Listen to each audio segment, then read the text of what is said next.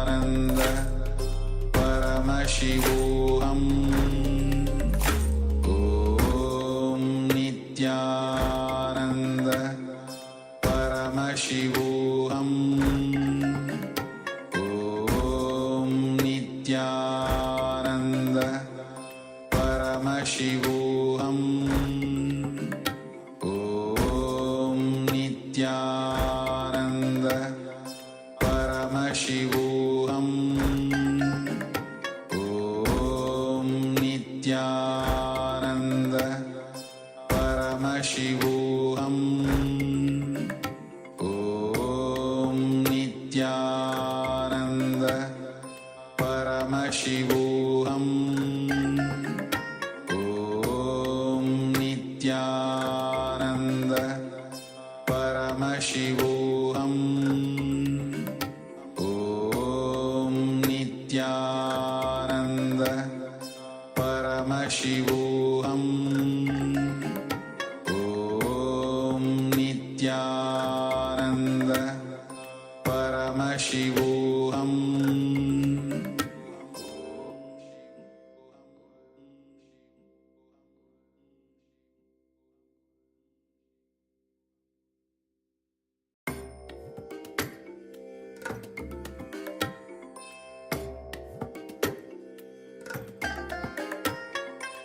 I bless you all. Let you all open all your three eyes and manifest the powers of Mahasadashiva. Om Nityananda Paramashivoham Om Nityananda Paramashivoham Om Nityananda Paramashivoham Om Nityananda Paramashivoham Om Nityananda Paramashivoham Om Nityananda Paramashivoham Om Nityananda Paramashivoham Om Nityananda Paramashivoham Om Nityananda Paramashivoham Om Nityananda Paramashivoham Om Nityananda Paramashivoham Om Nityananda Paramashivoham Om Nityananda Paramashivoham Om Nityananda Paramashivoham Om Nityananda Paramashivoham Om Nityananda Paramashivoham.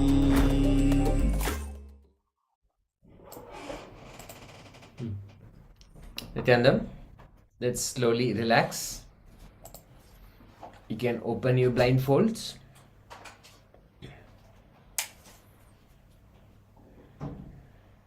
And share with us what was revealed to you, what you saw through your third eye. Let's quickly share before we reveal the picture, what was shown on the screen. Let's quickly share here on chat what was revealed to you by Paramashiva.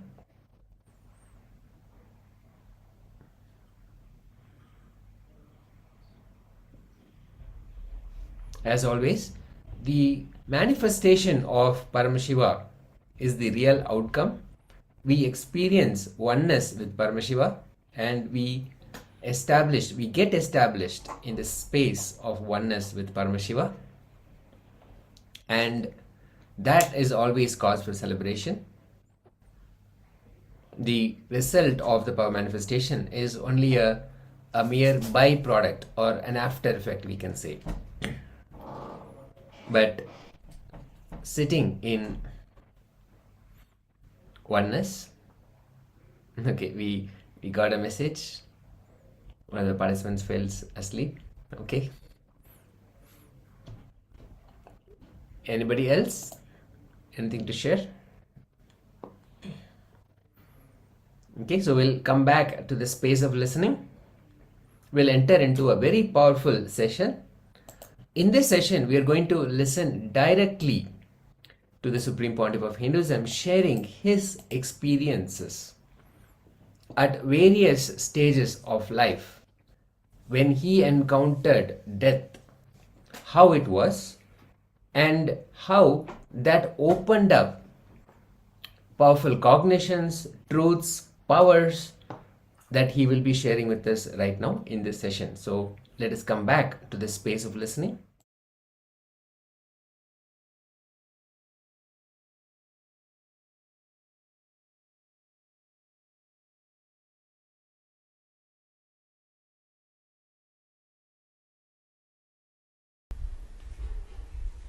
The first death I faced in my life, my father's elder brother's elder son, he died. He fell into the village well. He went for a vacation to one of his relatives' house. You all know in Indian villages, if the school holiday, immediately we'll pack and go to some aunt's house, uncle's house, 2-3 days run around there and come back. It's a only way of vacation. He went to a vacation nearby village. My family is a tight-knit family. They don't marry outside not even outside community, not even outside the family. They'll marry inside. If you pick up one person, he will have 10 way of relationship with other persons. So, this boy used to be dumb and deaf little. So, he can't speak fluently. He went for vacation and the villages will have a wall, the well without wall. So, this guy was running around and fell into that well and died, unfortunately. So when his body was brought, first time, it's reality for me, somebody whom you saw till few days before will not be there with you anymore. I can say in a way he was my first devotee. He used to have a great devotion for me. He is the one who will bring water, flowers, everything for my puja. He had a tremendous love and respect for me. Even though I am younger, to him, he will bring all the things necessary for my puja, help me in puja, assist me. Very religious person. And I used to give him a lot of attention. I am the only person who can play with him or who can entertain him. You see, in all other play, you need to talk, you need to interact, you need to be equal. But my play is sitting with the deities and playing, doing puja. There you don't need to talk much. And only I will be able to accommodate him in my play. Nobody can accommodate. So I used to have a tremendous love for me and my first assistant, maybe I can say, and a great devotee. Suddenly, he is not there. Apart from my practical problems of who will assist me in my puja and all that, who will fetch me water, who will get me flowers, who will get me sandal paste, then with that only you can do puja. I was thinking, who will do all this work? Such a big shock. The basic understanding that death is inevitable got drilled in me. Actually, I can say, this awakened the sense that I have to be dependent only on me, only on my body and mind for anything I want to do. Society will not be a permanent help. That reality was completely experienced by me. I can say, surely it has awakened a very deep next level strands of DNA in my body. So independence. I can say, this was one strong shift in my body. My body has started becoming yogic body. See, my whole idea of depending on somebody was lost. I have to be completely dependent only on the 6 feet frame for anything I have to do. And he was one more close disciple of Raghupati Yogi. Raghupati Yogi was actually working on him to make him speak. I have seen Raghupati Yogi actually made him speak at least on 3 occasions very fluently. But that boy finally asked Raghupati Yogi, no, I think I'll be better if I just live the same way I came, so that I will not have much responsibility in the world. Again, the conscious decision. I have seen Raghupati Yogi made him speak at least on 3 occasions, very fluently. He gave some herbs and asked him to keep on the last part of the teeth and hold. And he started speaking fluently. That funny thing is, holding his teeth he was speaking fluently. That's the most funny thing. Still I remember, the jaws are completely holding the herb, but he is speaking. He is able to create the sounds very properly, very clearly. That was the most funny part. Still I am not able to understand how Raghupati Yogi made it. Anyhow, the first death, that is responsible for my body becoming yogic body. So God, because He used to bring me the Nagalinga flowers, which will grow, the flowers will happen in the tree at least some 6-7 feet high. He is little taller than me, he will climb that tree and get that flower. The flower will be like a 1,000 hooded snake, and inside there will be Shivalinga. It's called Nagalinga flower. So he used to climb the tree and bring the flower. First time I realized, oh God, now I have to climb by myself. Even though Raghupati Yogi has trained me, claiming pillars and all that, the necessity to become an independent yogic body has happened in me with that first death. The second death was my grandmother's, my grandfather's elder brother's wife. She lived the ripe age of more than 103. And till the end, very healthy.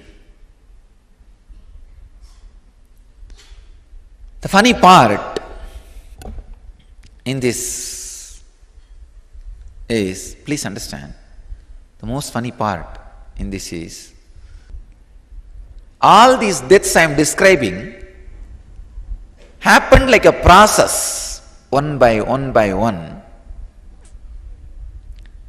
Now if I look back, it was such a great preparation.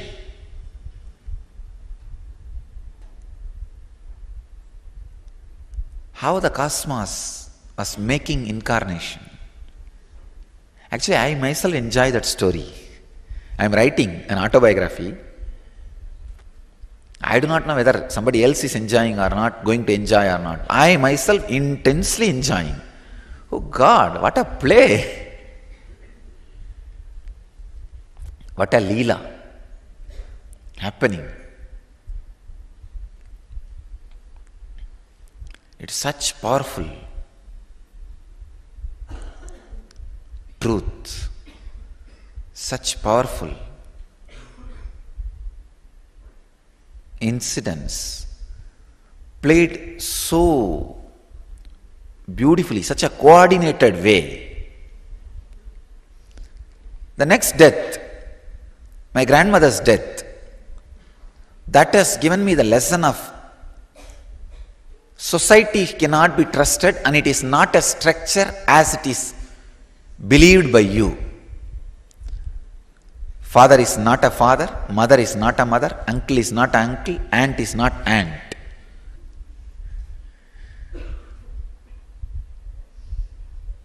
Things can be completely different. See, first time I realized people can talk one thing and think something else. I never understood you can think something and talk something else. First time I realized during my grandmother's death how people behaved. I saw, see, she died and there used to be a doctor opposite to my house, very nice person. This old lady, our house had a big well in the center. In villages, you know, the common wells will be there in center of the houses. So in my whole street, this is the only well which can give water during summer. During summer, all other wells will dry up. So this poor doctor, during summer, he has to come only to this well for water. And in villages, it's like they will water and food and all is practically any house you can go and eat. I have seen, at least when we were born and brought up, that we all kids will go to any house and eat in that 30-40 houses. It will be aunt, uncle, father, father's brother, brothers, in-laws, sisters. Husband. Some way it will be related. And so this doctor also has to come here for the water.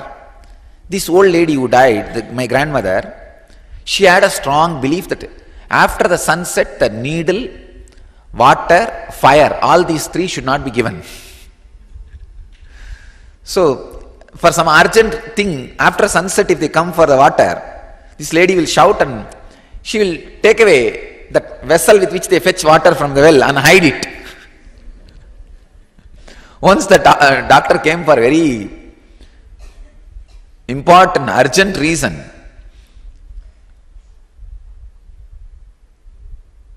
emergency for water, this lady did not give.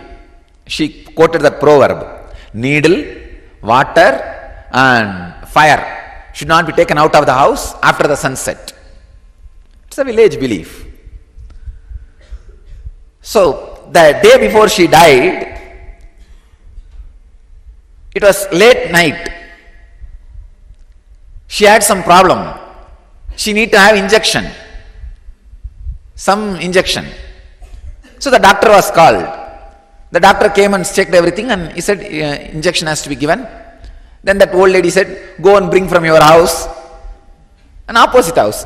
This doctor said, you only used to tell water, needle and fire cannot be brought outside the house. After the sunset, how can I bring?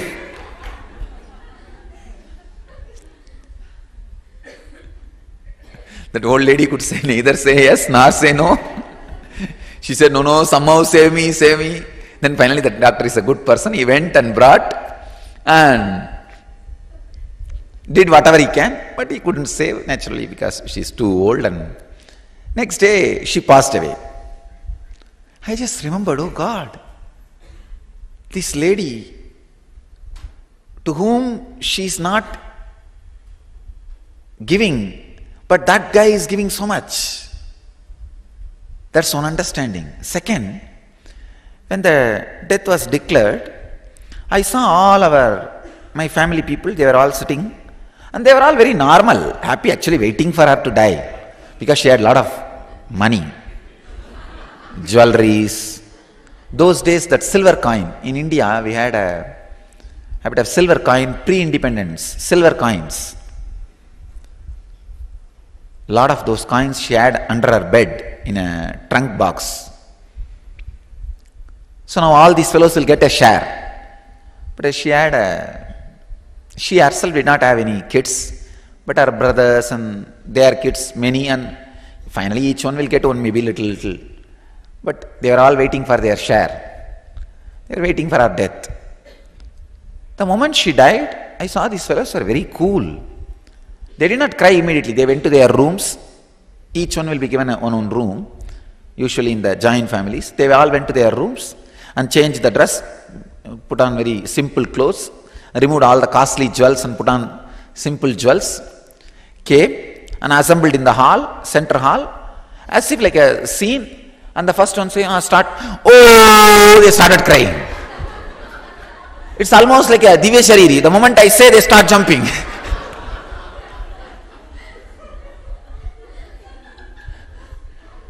And oh, they start. I thought, oh God. I thought the pain or the suffering will come immediately. The moment you say, she has died. But these guys all went and did all, removed their makeup and they all opened their hair. Almost preparation for the whole scene. And I remember some of the ladies, they wiped all the powder and eyeliner, whatever they had. They came and sat in round circle and, oh, Pati, you left us and went away. Oh, Granny, you left us and went away. They started, I couldn't understand. Oh, God. Just 1 minute before, they were all right. And the doctor declared at least 20 minutes before she is dead. How come 20 minutes, no pain, no suffering, no crying came out? Till all of them went to their rooms and changed their clothes and came back. And they were even waiting for somebody to arrive. So they all waited. When the last one arrived, then they started, oh, Granny, you left us and went away. There is a typical song.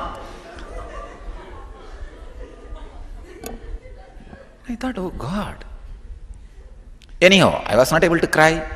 I was feeling sad because I missed my candy every day. Every day she will give me one job. She will tell me to go and bring tobacco from the corner shop in the street. Every corner in the street, she will ask me to go and bring tobacco for chewing. She will not give money. She will tell, take from your father.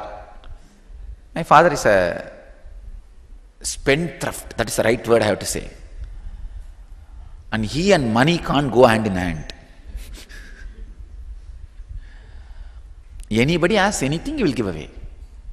You don't need to ask second time. Only once you need to tell him, you are in suffering, and he will give it away. And he will give me the money, and I will get tobacco for her and candy for me. And from today, no candy, because she is gone. And I was only feeling bad for that, but I was not crying. I know all these fellows are trying to fake that crying. I slowly started laughing. Oh God. I'm a small boy, 10-year-old boy maybe. I went and leaned on my mother's back. Still I remember very clearly. They were all sitting like around and they were putting their hand on each other and bending and going up and down. That is the way they cry. Oh, Granny, you left us and went away. That is the way they cry. I am giving you the exact scene. And then after 2-3 times you shout that clean the nose and wipe on the back, somebody's backside sari, somebody's pallu. And then, oh, the milk which we boiled for yesterday got spoiled. That's all verses. And the buttermilk which we kept for you is drank by the cat. Then we realized you are not going to be here to drink that milk, to drink that buttermilk. These are all, I am giving you the exact translation of the village verses. When somebody dies, how they sing, it's called Oppari in Tamil. And then after a few minutes, when it becomes tired, you see how many times you will bend and up and down, up and down. And after a few minutes, they will sit and they will wipe their face and they will talk. What happened to your mother-in-law? She did not come. Hey, this saree I never saw. Where did you buy? And they will be talking all very relaxed way. If some new relative comes, then, oh mama, our granny went away, leaving us. And that guy also will take the kerchief very seriously. We don't know whether he is hiding his laughter or crying. No, really. See, really, how many of you felt when you went to a death house feeling like laughing? Raise your hand. See? But you can't laugh there. What to do? Take the kerchief and hide the face. No, I saw the whole fun happening. And I was actually leaning on my mother's back. She was doing that same exercise of up and down. Now I remember leaning on her back and holding her head. Ma, you were not crying earlier. I asked, hey. She said, hey, keep quiet. Now cry. Then I peeped my head between the heads and looked into my aunt's face. She also, when she comes up, she is showing the face. When she goes down, she is okay. When she was going down, she is okay. She is just wiping the face and she is not showing any face. When she comes up, when others are able to see, she starts crying. I thought, oh God, how can this be? And still I remember very clearly all the scenes, very vividly. And these guys are not crying earlier, now they are crying. How can this sudden? And not only that, after a few minutes they settle down, and only when the new relative comes, again the burst. And that guy also will sit in that circle and he will say, okay, what to do? After all, she lived her life completely. And then after 2 minutes, he will wipe the face and then ask, so everything, what else is going on? What is growing in the land, in that farmland? Is all the properties in our name or shifted to somebody else's name? They will start inquiring. And after dropping that body, after 1 hour, I saw all these fellows got into our room and locked themselves. And I also somehow sneaked into the room. I saw they are sharing the wealth under our bed. Now the fight started among the family. Who will get that? She had a pavala mala, the pearl mala. Who will get that mala? Who will get this coin? Who will get that jewelry? Who will get this jewelry? And they are cutting all that mala and jewels into pieces and weighing. And dead body is lying down in the hall. But already the sharing has started. When I looked at all that, I thought, oh God, this lady had so much under her cot and she will never give a penny for the tobacco. First thing I thought, if she would have given a little bit of this, I would have given it to the chettiar, and whole life she would have had tobacco and I would have had candy. And neither she enjoyed nor she gave me, and she just left the whole thing and died. Then I suddenly realized, even these fellows who are fighting and sharing, they are also going to live and die like this. Same thing is going to happen. They take from her after her death. Somebody else is going to take from these guys after this guy's death. I thought, oh God, that's right. So, what is the use of this whole thing? Then what is happening in this whole thing? Just somebody steals from somebody, legally or illegally. But it is all just stealing. If you are caught, it's illegal. If you are not, it is legal. That's all. Otherwise, from here to there, it's all just stolen. Nothing else. First time, my idea about society crumbled down. Because one of my uncle was forcing me. I cry. I said, no, I don't feel like crying. He said, no, everybody is coming, cry. I said, no, I won't. Then he has given me, he slapped me. I just held his hand and said, if you touch me once more, I'll tell everybody what all you guys did in the room. Fighting for our jewels. Then my father intervened and said, you know, this fellow will really tell. Why are you playing with him? Why are you beating him at this moment? He will really sit outside and tell everybody before they come inside. Then they understood the danger. They put me in a room and locked me. They locked that room. I was inside that room. I can say, I cried for maybe half an hour or 1 hour. Then when I just fell, it was a big opening, a kind of a breaking. My whole being settled. My respect for society has disappeared.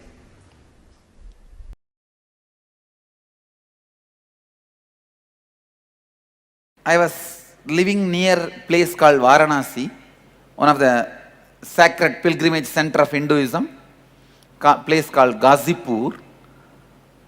I was serving a sadhu, old monk, who was very sick.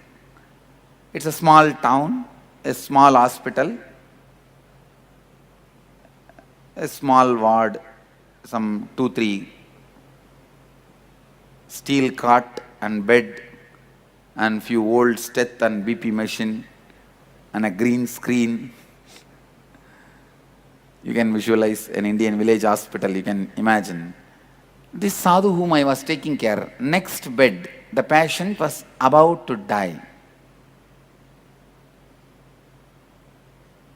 This old doctor and that old nurse, both of them are trying to revive him, support him. He was, the guy, the patient who was dying must be less than 50. So they were trying to help him. But I could see he's already started dying. Please listen. First time I saw death in 4 dimension. I'll describe as much as I can. You have 7 parts in you. Your body with flesh, blood. This is the first part. Second is your breathing. Your breathing, that's the second part. Third, your thinking. Fourth, your feeling. Fifth, the area you experience during deep sleep, from where you are experiencing feeling. Understand? First, this flesh, blood. Second, breathing, prana. Third, thinking, mind. Fourth, feeling, emotions. Fifth, the deep sleep state, which is called causal layer, from which all this feeling, thinking, everything happens. Sixth, the soul, your individual soul, consciousness. Seventh is the cosmic soul, Paramatma, Nirvana, enlightenment. All these 7 put together is you. Please listen. If the cosmic soul is an ocean, your private beach is individual soul. Clear? If cosmic soul is ocean, your private beach is individual soul. So you can't say individual soul does not belong to cosmic soul. Your private beach is also ocean. You can't say you are having ocean. It's your private beach. How many of you understand? So all these 7 put together is you. I could see this guy moving from one to another. First, in his body, the heavy pain chemicals are released. How many of you experienced scorpion bite in your life? Scorpion bite. Scorpion bite. Any? Usually, if the scorpion bites in that area, for you not to feel the pain, your body will release the painkillers, anti-pain chemicals. That will only make that whole area swell.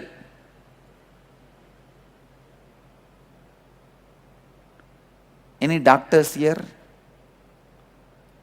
Your body has a natural anesthetic methods. Do you know that? If the pain goes beyond certain limit, your body itself will release automatically painkiller inside the anesthesia, and you will fall into unconscious state, coma. First, exactly that is what has happened to that guy. There was so much of pain in the body, as if his skin is being peeled.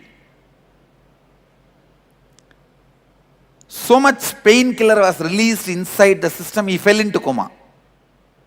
Automatically. The moment he fell into coma, all his patterns become alive and vital. It is like 25 kids are in the house and parents are not there. What will happen to that house? 25 violent, wild kids and parents are not there in the house. That is the way, if your consciousness is missing, and that is the way your patterns behave. Even while the kids behave, you know, your consciousness is like a father. Your patterns are all kids. When your consciousness is not there, when you become unconscious, coma stage, patterns just make ruckus. I could see his unconscious soul was kicked like a football. Imagine in this house, in this room, one football is there and 25 football players are there. If all of them kick at that ball, what happens? So all his desire patterns are kicking at him. The ball is flying from one corner to another corner. His soul, unconscious soul, which is in coma. All your patterns have a deep vengeance on your soul, your consciousness. Please listen. Please listen.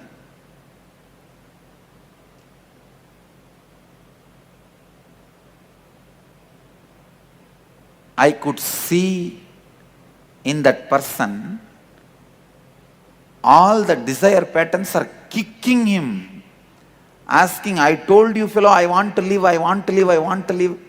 You did not fulfill me, complete me. Desire is nothing but the commitments you gave it to you. Understand? The commitments you gave it to you, all stands there and questions you. Why you did not fulfill me? Honor me. Then somehow that soul jumps to the next level.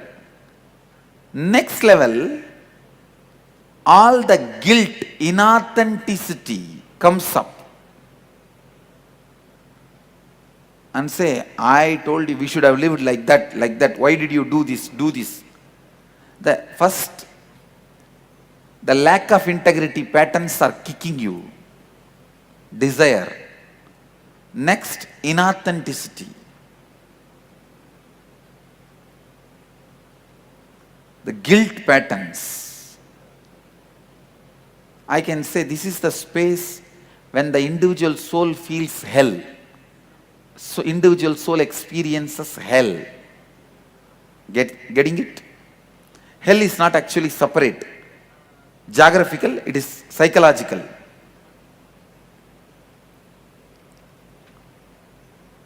And then soul moves to next. All the pains you experience in your life, your irresponsibility patterns, that comes up. and shatters, beats the soul which is already unconscious. Then it finally goes and falls into that deep sleep layer. From there, it doesn't move further. It immediately goes and takes next body in that unconsciousness itself. So that is why you do not know what kind of a house, parents you are choosing. You just close your eyes and walk. After entering only you open your eyes and see, oh God, I thought I am coming to the cinema theatre. Now only I understood. I came to the garbage tank. Oh, you are a garbage can. I thought you are a Pizza Hut. After you enter into the garbage tank, garbage lorry, you say, I thought I am in the Pizza Hut. But now you cannot change. You have taken already one more body. Exactly this is what happens while you die. Please understand, I am giving you the visual description of what happens. You do not touch your individual soul or cosmic soul, your individuality, without even touching your individual soul or the cosmic soul consciously, takes another one birth. It is like you are dreaming, without even waking up, you fall asleep and again dream. Again fall asleep, again dream. You never come to waking state. How many of you understand? That's the way body is assumed. This is the third death I saw in my life.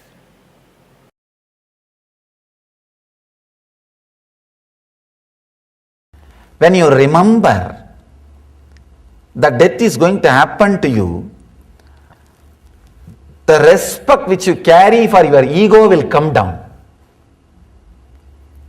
Because whatever you think should not leave you is ego. When you know for sure everything is going to leave you, then the respect for ego just drastically drops. And especially, I am a kind of a too sharp, straightforward guy. So straight away the respect for ego dropped. Then I decided, after all I am going to die.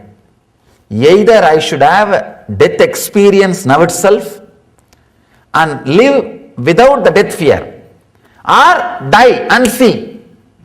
That's all. But I have to see the death.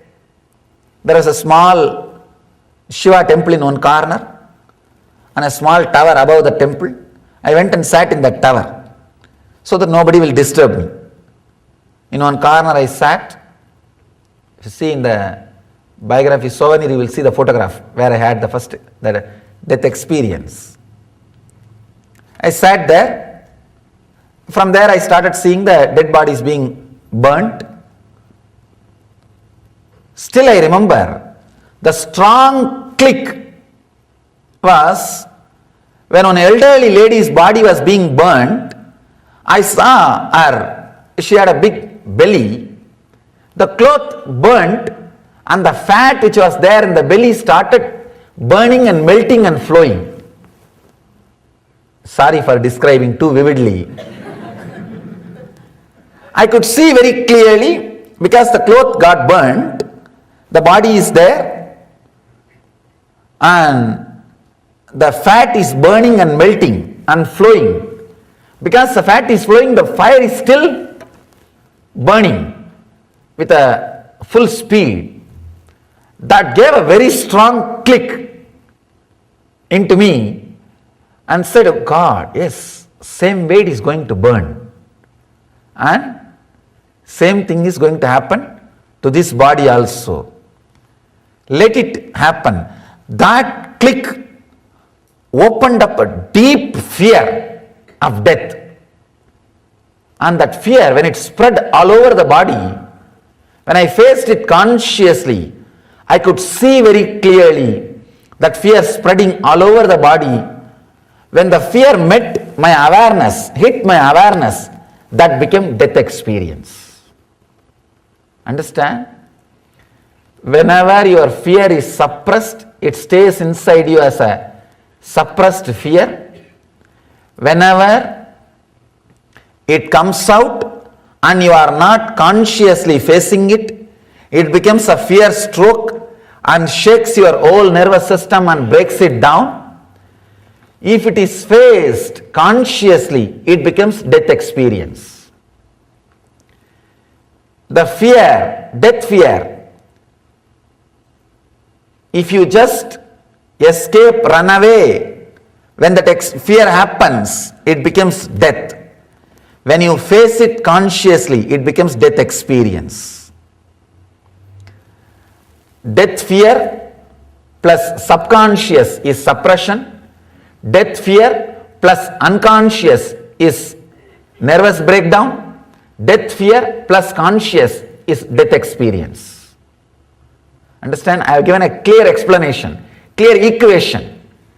Death fear plus subconscious is suppression, perversion. Death fear plus unconscious means you don't suppress, but neither you face, you just get shaken, frightened, fear stroke, nervous breakdown. Death fear, conscious awareness is death experience. I was able to see very clearly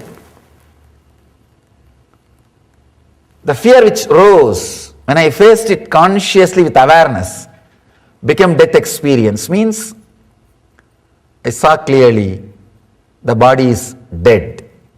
It's not moving. 2.5 days, no food, no water, no thought, no question, no doubt, body was there. Only after the experience I realized 2.5 days passed. It was there.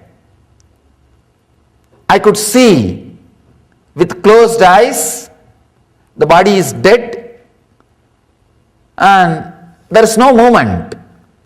Suddenly, after 2.5 days, the click happened. God, body is dead, but I exist still. I am there. That clarity, that click, when it clicked, it became such an intense ecstasy. The fear of death left once for all. And it has become such a deep ecstasy, such a joy, such bliss. And slowly opened the eyes. I was able to move the body.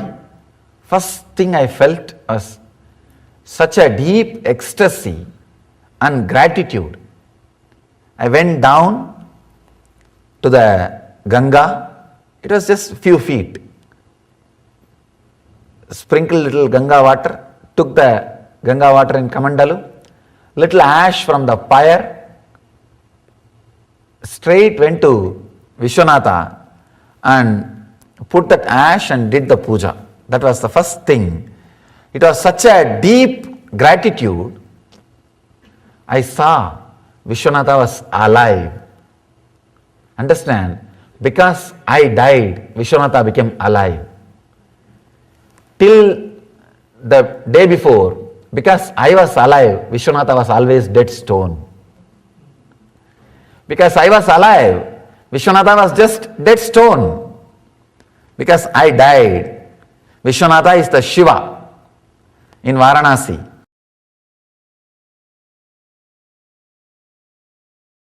Fourth death.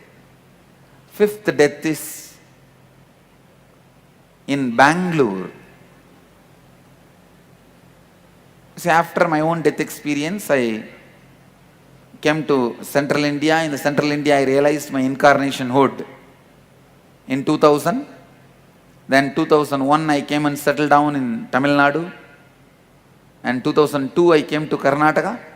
3, I started this Sangha organization. In 2002 end, or I can say 2003 beginning, I think. In Bangalore, I was attending a patient, one of our devotee. To heal, I went to hospital. In the hospital, the next bed patient was dying. That time I watched. The patient was dying without any pain, like a knife in the butter. He was very smoothly leaving the body and disappeared into the ocean, enlightened. I was shocked when I investigated. I did not see any special reason why this guy became enlightened, because he was not a meditator, he was not a religious guy, no guru. I was wondering how come he became enlightened. When I contemplated, I realized he was dying in the presence of an incarnation. So naturally, my presence has contributed for his peaceful passing away. Then I meditated, how can I give this help to people? If there is any way I can help people to have this peaceful death,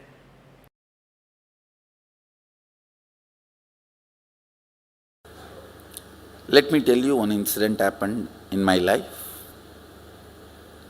In Bangalore, I was giving a Satsang on Ashtavakra Mahagita. I received the information my father passed away, massive cardiac arrest, and he passed away. My mother was in the Satsang. So I continued the Satsang, and after the Satsang, after Darshan, when I got into my car, called the mother and made her sit in my car, and she's a village lady. First time in her life, she is leaving my father alone and coming and staying somewhere outside in her 27 years of marriage. And he passed away. I don't know how many of you will believe. I lived there with them 17 years. I never saw them even once arguing with each other. I'm sure they would have had difference of opinion, arguments, because they are human beings. Even Mahadeva and Sati had argument. What about, come on, even he had marital problems. So, no, I'm not saying they would not have had, but at least they managed such a way that never in front of us, never in front of kids, I've seen them raising their voice or arguing. Very happily they lived. So she's sitting next to me, and I'll tell you exactly, just few words I told her. First word I said, Ma, I think father is not feeling well, he is in serious condition. She just looked into my eyes.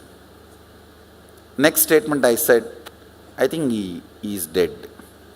She looked into my eyes. Third statement I said, please understand, I'm talking to my mother inside the car where nobody is there. It's a complete private conversation. I told her, you know, I can bring him back. Do you want? That's all I asked. You know, I can bring him back. Do you want? The statement she made, I tell you with all my integrity, Swamiji, that is between you and his soul. I will not interfere. That is between. Just now she received the news, and she knows I can bring him back. She's a village lady. She did not have time to think and answer, spontaneous, straight answer. I know how dependent she is on him. She said, in Tamil she said, Swami, அது நீங்களும் அவரும் முடிவு பண்ணணும், நான் தலையிடக்கூடாது சாமி. I just hugged her and said, that's why I chose you. as my mother. There are many moments you are proud of me, now I am proud of you, I told her. There are many moments you are proud of me, having son like whatever. I said, now I am proud of you. I told her in Tamil. பல நேரத்தில் நீ பெருமைப்பட்டிருப்ப, இப்போ எனக்கு பெருமையா இருக்குமா?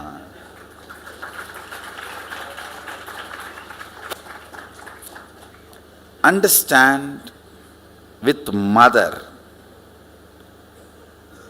in the moment where my father is dead,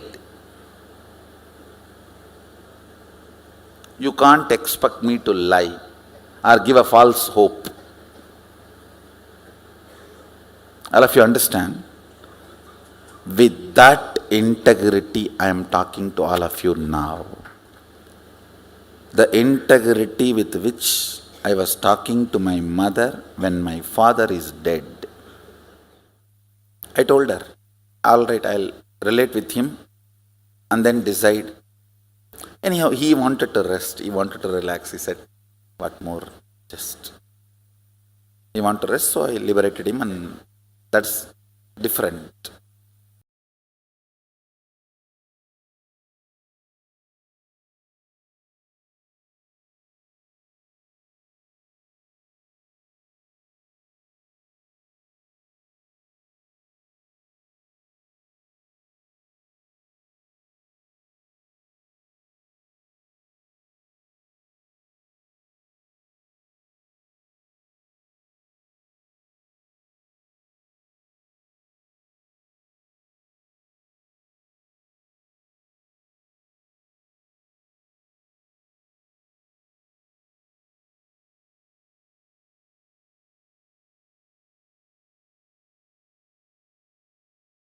Om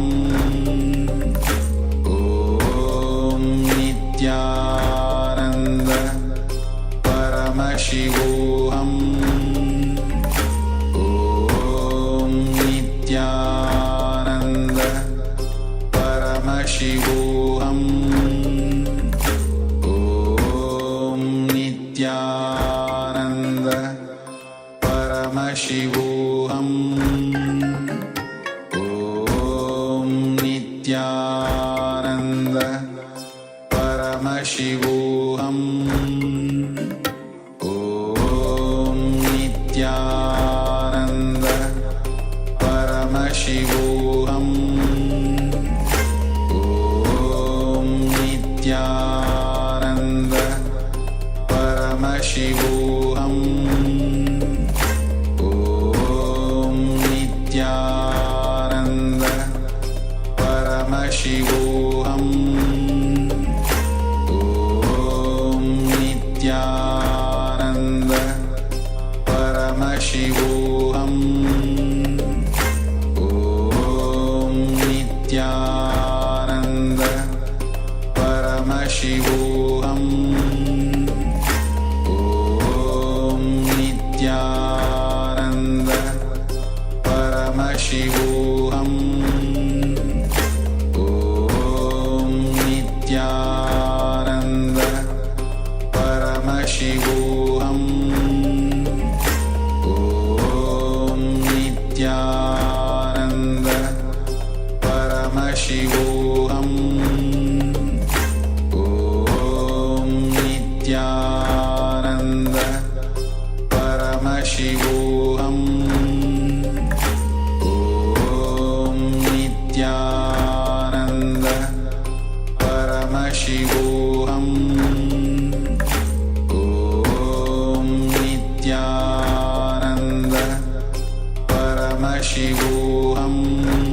Paramashivoham. Om Nityananda Paramashivoham. Om Nityananda Paramashivoham.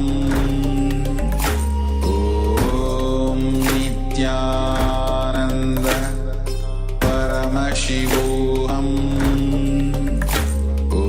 Om Nityananda Paramashivoham.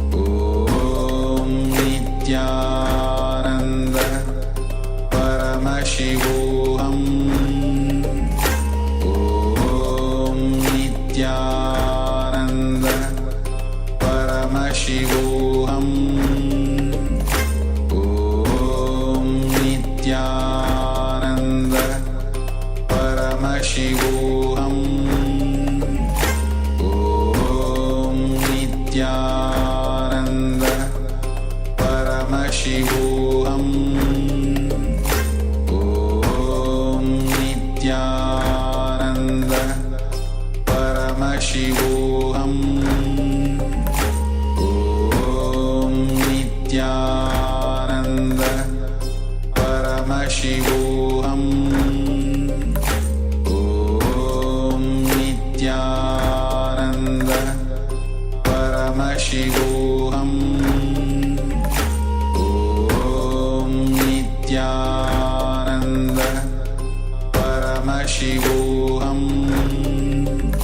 Om Nityananda Paramashivoham Om Nityananda Paramashivoham Om Nityananda Paramashivoham Om Nityananda Paramashivoham Om Nitya.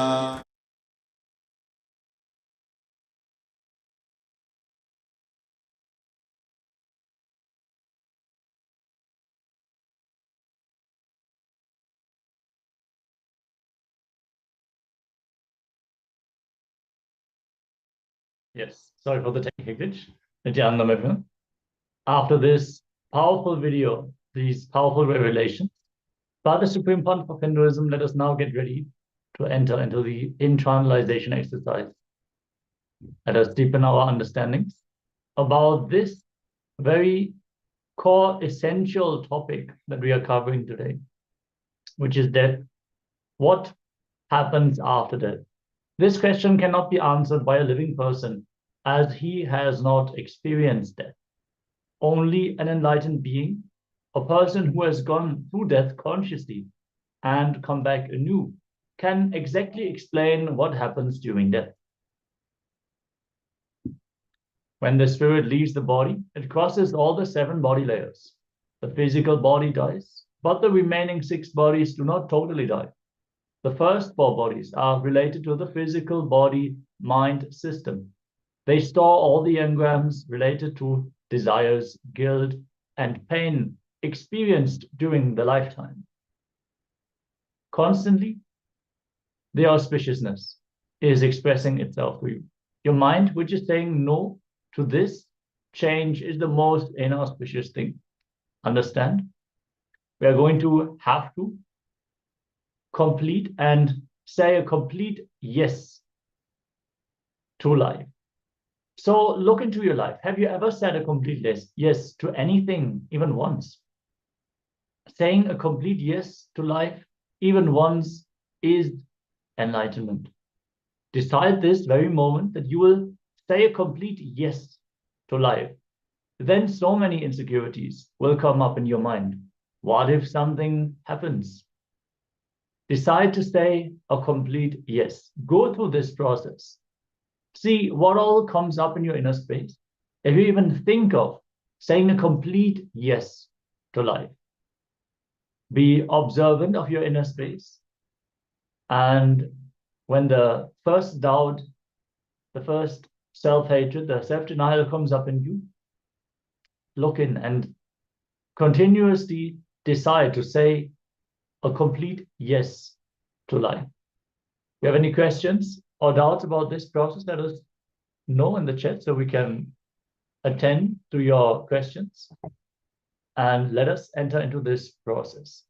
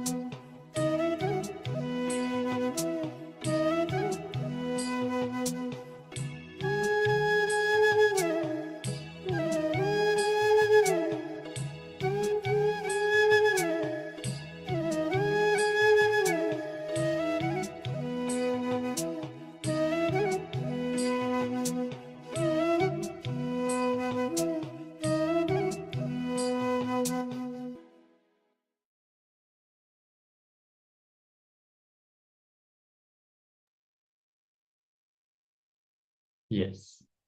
I hope everyone got to pen down the areas of your life where you want to give a complete yes to life.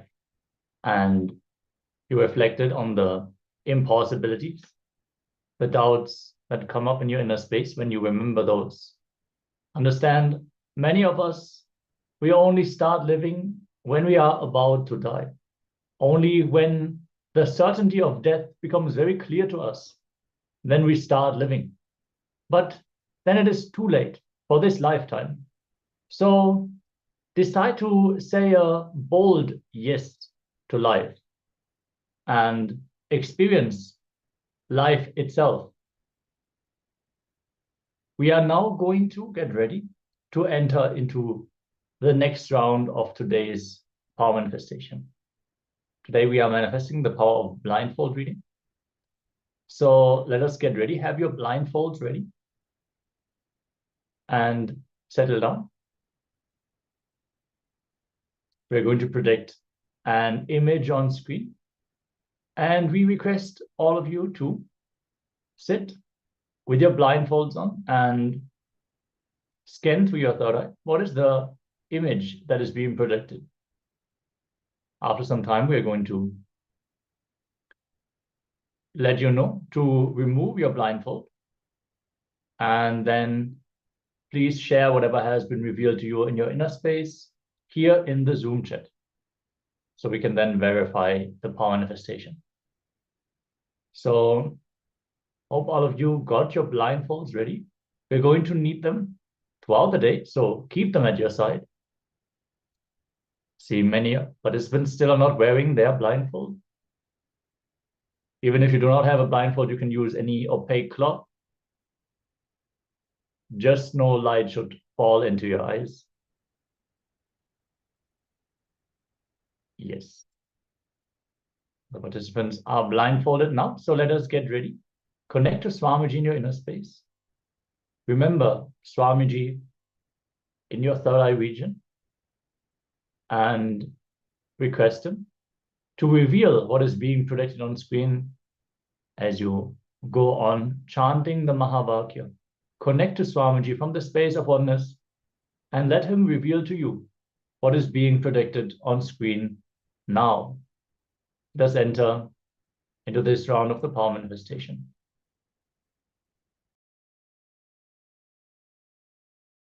Nanda Paramashivoham Om Nityananda Paramashivoham Om Nityananda Paramashivoham Om Nityananda Paramashivoham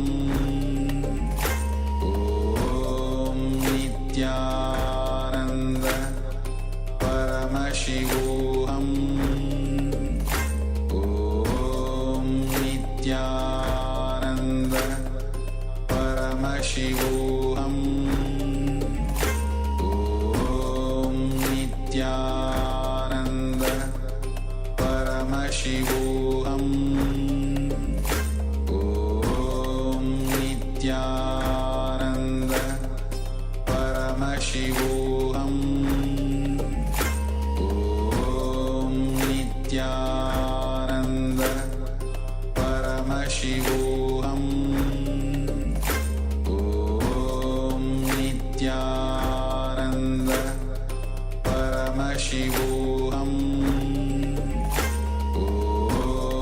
Nityananda Paramashivoham Om Nityananda Paramashivoham Om Nityananda Paramashivoham Om Nityananda Paramashivoham Om Nityananda Paramashivoham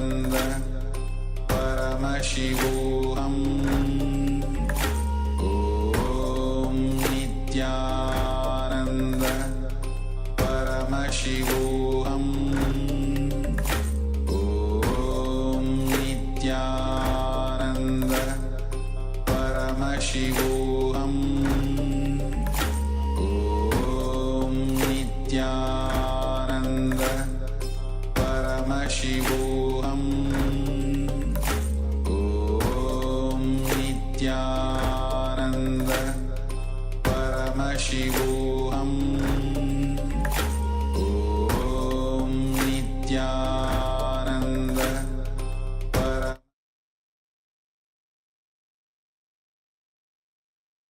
Yes. Okay, now remove the blindfold and start penning down whatever has been revealed to you in your inner space for this round of the power manifestation. Share in the chat whatever you have received through your third eye for this power manifestation round before we enter into the verification step, where we are going to project the image once more. Share any little detail, any feeling, every smell, every sound that you heard. It can be revealed in various different ways, so don't judge, don't discard anything that you have experienced in this time.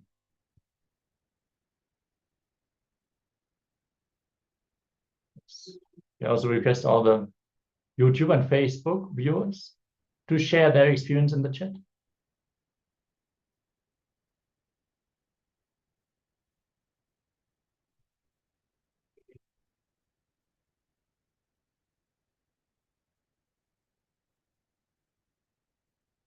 As we're going to share the picture once more, so you can verify your power manifestation. As you can see, it is a silver color teapot in front of a gray background with some gradient. So if you have seen metal or tea or even a mirror, there is like reflections in the teapot itself. You can celebrate. Let us know. Please share what was revealed to you and do not judge. Do not have any kind of scrutiny that maybe, oh, I didn't manifest, or I just manifested a little bit, or was it a fluke? Oh, I got it right this time, but will I get it right every time? Please understand, Paramashiva has been literally playing with you through this power manifestation. It is a very beautiful opportunity for you to experience oneness. And this oneness is experienced not in a serious tone. Yes. So Nataraja Priya is saying she saw black, which is not a joke. Given the picture, it was majority like, the background was gray and blackish. So celebrate. As you celebrate this more and more, you will manifest oneness more and more. Actually, I'll tell you the real gift in this power manifestation is the oneness you experience with Swamiji, the oneness you experience with Paramashiva. The power manifestation is the fruit of that oneness. And you will just realize that ultimately it is none of our doing. We are not the ones who are manifesting powers. It is Paramashiva who is expressing through us, Paramashiva's grace. So celebrate and you will manifest the power more and more.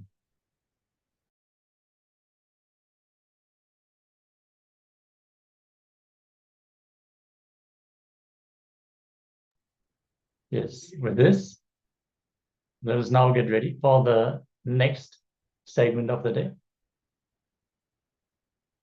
We are going to dive deeper into the deeper insights about death. As we just covered, only if you say a complete yes to life, you even start living. And death is a great teacher, a great guru for us to start living. So in this session, we are going to learn about death from the context of death empowering us to start living. So let us listen to Swamiji as he makes us understand death to make us start living. Requesting all of you to please settle down and be in a space of deep, restful awareness and listening as we're going to receive the teachings from Swamiji himself.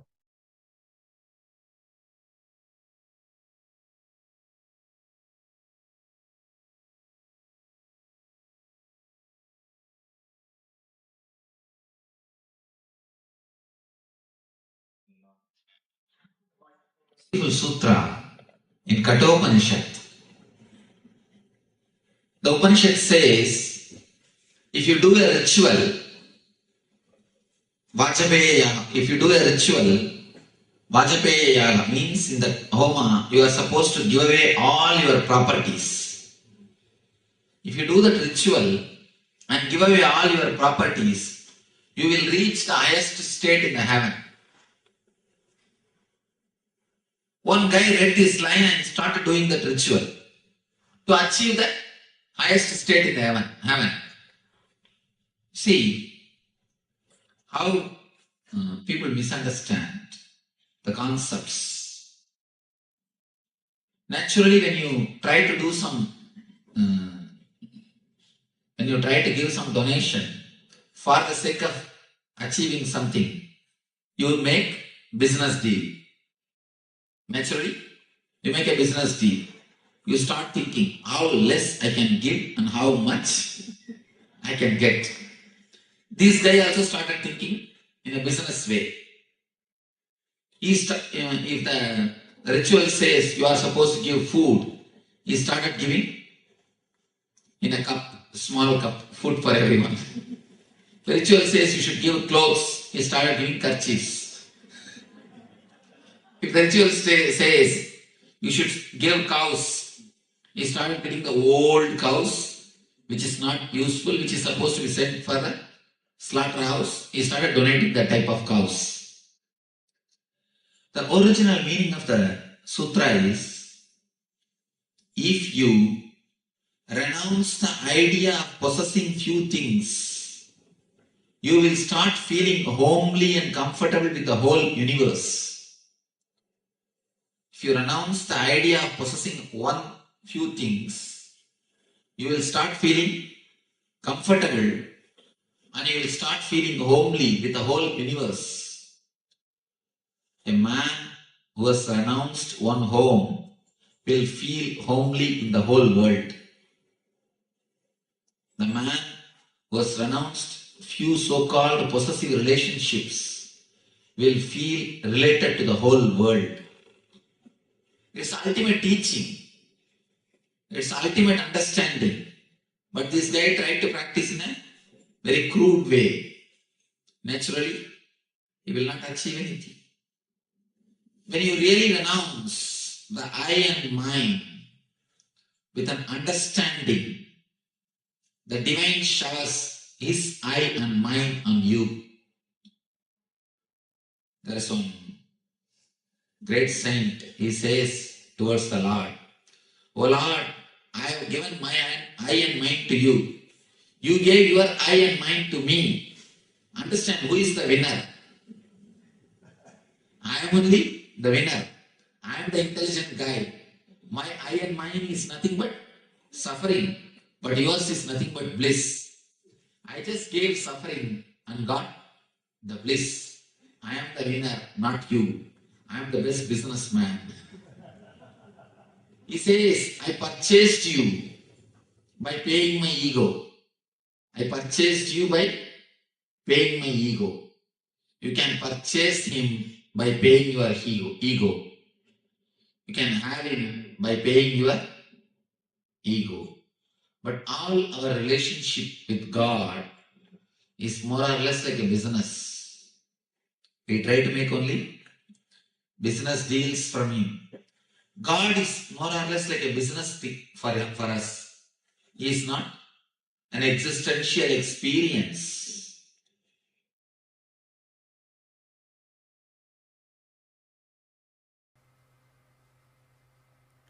Please listen.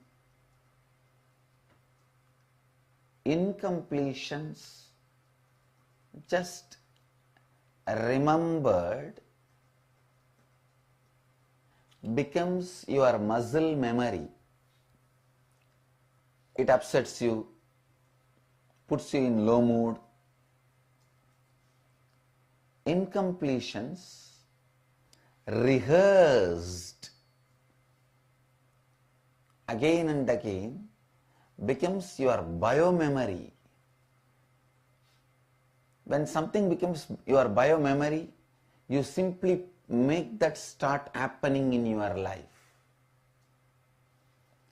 Incompletions relived becomes your failure. Understand? Incompletions remembered becomes your biomemory, muscle memory. Incompletions rehearsed becomes your biomemory. Incompletions unconsciously relived becomes your failure. If you consciously relive the incompletions and relieve them, it becomes liberation. So listen, step by step I am explaining. Remembering is the way anything enters into your system. Please understand. Practice makes you a yogi. Manana, internalizing, makes you a jnani. Action makes you a great karma yogi. Remembrance can either make you a great devotee if you are remembering right things.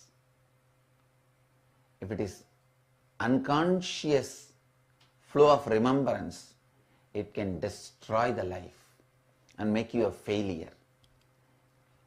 Please understand, what you remember again and again is very important. It is for the sake of right remembrance the lifestyle in spiritual pilgrim centers or monasteries are taken up. One of my Swami was telling me, Swamiji, there is a place where they make you speak in Sanskrit, think in Sanskrit, write in Sanskrit. Within 14 days they make you fluently speak in Sanskrit. I immediately told him to find out the details and I am going to go for that course. Please understand, I am going to attend this course. Even though I know little Sanskrit, I wanted to speak in Sanskrit fluently.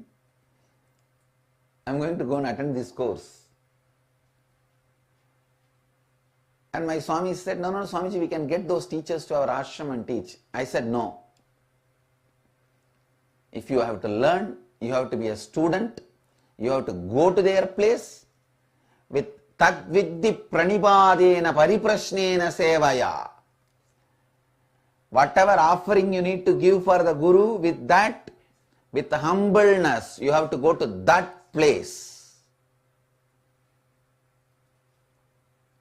I said maybe some 20-30 of us, all our sannyasis, we will all go together, but we will stay there and learn in their compound, in their campus, in their place. Wherever you live, those things you remember.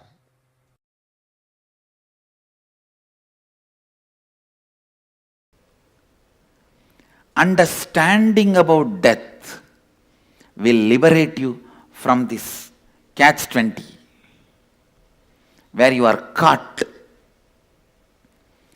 Being caught cannot be considered as living. So understand, all of us know only two states in our life, death and dying. Death and dying. Where your perception of the known ends, it is called death. Where your perception continues to torture you, it is called dying. Listen. I am introducing one of the important sacred secret about death to you. When death is staring at somebody, decide to stare at him.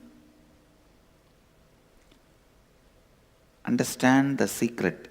Whenever you stare at somebody, even if he was looking at the other direction, automatically his eyes will come and get fixed on you. Death may be staring at some other direction. If you decide to stare at him, his eyes will move, come and get fixed on you. That will be a beautiful looking at each other. That will be the best way of looking at each other. Because when he is looking at somebody, if you are staring at him, then his attention falls on you. Slowly, both vision will merge. You will have enough time to breathe, enough time to align yourself, enough time to settle with whom you are staring, to whom you are staring, with whom you are going to share yourself. But when he is staring at you, it will be too much heavy. It will be literally like me burning somebody. When Mahadeva stares, you can't look back. You won't be able to look back. You won't be able to stare back. Before death decides to look into your eyes, decide to look into his eyes. Before it decides to look into your eyes, decide to look into his eyes. Because during the dying, listen, I am equating you staring at the eyes of the death when he is staring at somewhere as dying, and he is staring at you directly is death.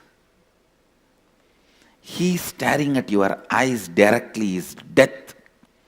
You staring at him when he is staring at somebody else is dying. One good thing, during the process of dying, the process of rebirthing is more known and available to you. Is more known and available to you. Your biomemory can cherish the dying and rebirthing in a beautiful way and transform itself.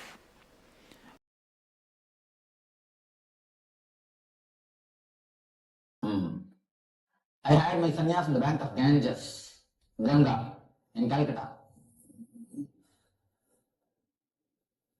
The man who gave sannyas is not enlightened, but the man of high tapas, a very elderly person, maybe I think when I met him, was 93. He passed away. He passed away in 6 months. I think I'm the last person who received sannyas from him. Maybe one or two more. Elderly man who is continuously used to do tapas, the meditation. According to sannyas ritual, we take bath in the Ganga. First we do the fire homa, burning everything. And then just we take bath in Ganga and come without any clothes, just as we are born. Then when we come and fall at the feet of the master, he just gives this rope, this cloth. He puts one rope around our hip and blesses us with a new name. The new name. To signify the past is dead. You are no more a old person. They get the new name. They are given a new name. See, the new identity, the new name, does miracles. Because you totally disconnect yourself from the past. Continuously remembering that new name has got a great effect. Has got a great feeling. It just totally makes you feel you are newborn. You are somebody who is new. You are totally somebody who is really fresh and alive. So now let me explain the mantras. You will all burn. You are going to do that. Actually, you are going to burn all your past, all your desires, all your worries, all your guilt, all your pain, all your so-called joys. Every layers will just burn. Consciously, totally put it in the fire. You will see you are cut. The whole past is cut. You totally disconnect yourself from the past. Really.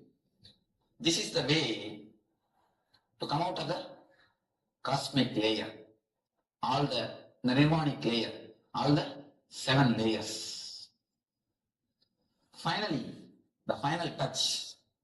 The Master's grace or the Master's blessings. I think we will enter into the meditation. When you finish the meditation, then we'll see about the next step. I'm going to read few mantras. Then I'll explain. Then I'll give you the instruction. These are the sacred mantras. It's called Viraja Homa. Means the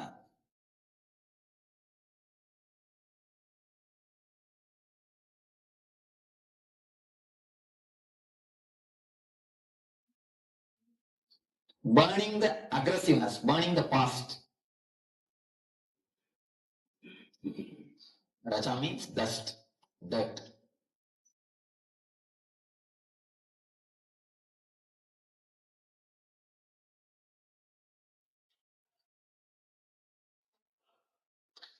How do you spell that, Swamiji?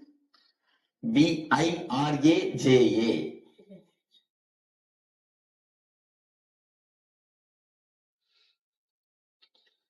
Viraja vibhakma bhuya sakkum swaha pranavanam vyanodana samaname sujjantam jyotiraham viraja vibhakma bhuya sakkum swaha vangmanasakshutvat jikva srutragrana Reto bahudahudi sudyantam Viraja vibhakma bhuya sadgum Swaha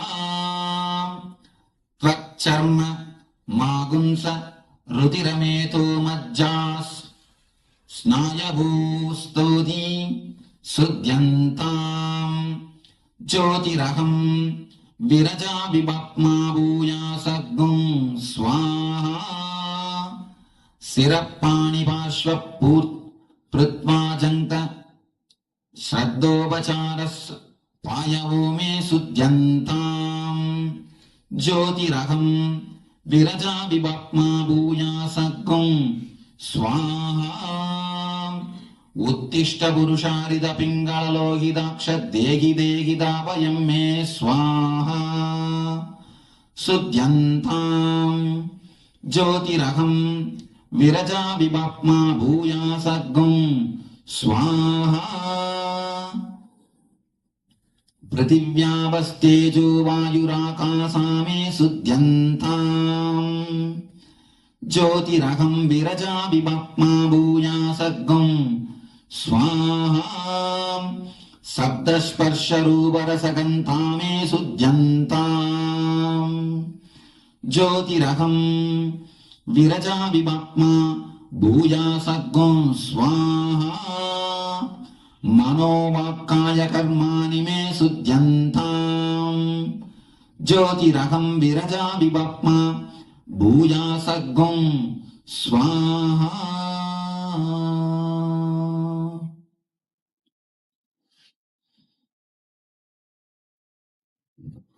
It means there are so many things included in this. Let me give you what actually you wanted, because in this they say that let us purify the whole world, let us purify the whole universe. Of course, when you are purified, the whole world is purified. Understand, you are going to disconnect yourself from the past. Consciously, totally. Don't think how imagination can work for me. Imagination can do miracles. Sit for a few minutes and imagine all your wounds, all your suffering, all your guilt, all your pain, all your tears, all your joy, whatever you had, all your desires, all your karmas, in the color of black, bring it to the papers which you have in your hands. If you want, now you can sit and read the whole thing once, so that it will be easy for you to remember one by one. When you read, relive with you. Just relive the pain, relive the desire, relive the guilt, relive the past.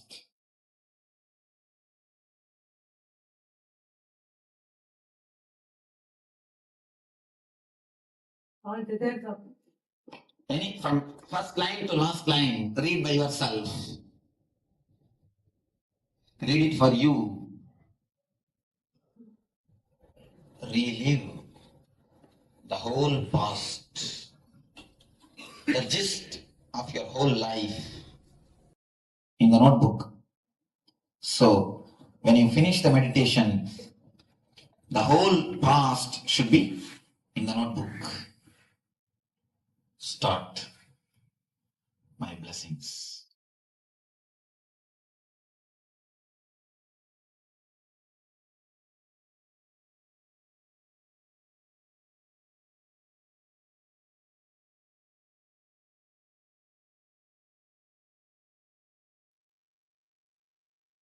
Yes, beautifully, Swamiji has shared how death can lead to a new life.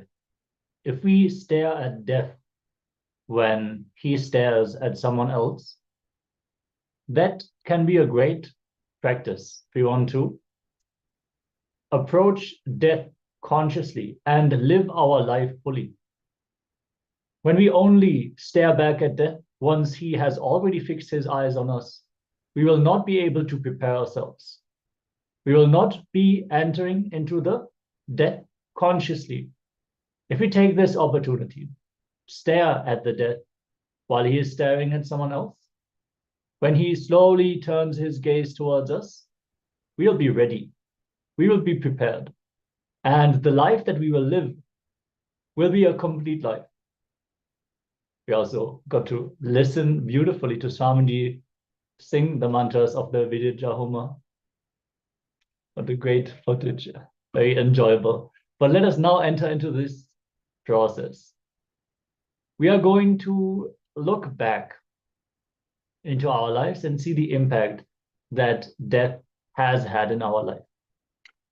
So in this exercise, first we need to look in and see what was the impact on us when the first time a near and dear one died. What impact his death made on our life. So please, the first step would be to recollect that and then relive the whole incidents vividly and describe it in detail. The second step will be to look into every relationship in your life that you are attached to, and you don't want the person to die, and you don't want to even think that the person will die one day, make a list of all such people and describe what would you experience if they were to die. So this is a two-step process. We'll be also projecting the steps. Please do this sincerely, as it will really transform you as a person and also your relationship with those people. Let us take this opportunity and stare at death before it stares back at us, so we can live consciously, live fully. If you have any questions or doubts, let us know. And let us now enter into this very powerful process.